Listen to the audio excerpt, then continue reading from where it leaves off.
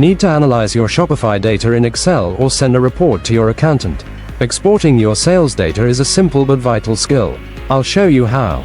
Welcome back to Guide with Samuel. Exporting reports lets you manipulate data, create custom charts, and keep offline records. In your Shopify admin, go to Analytics, Reports. Find the report you want, like Sales by Product or Finance Reports. At the top of the report, you'll see an Export button.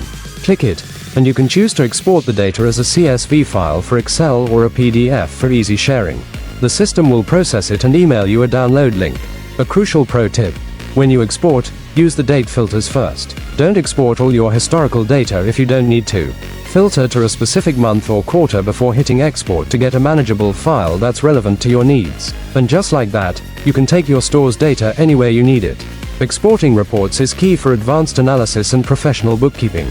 How do you use your exported reports? For your final question, subscribe for our next video on how to view customer reports in Shopify. Thanks for watching.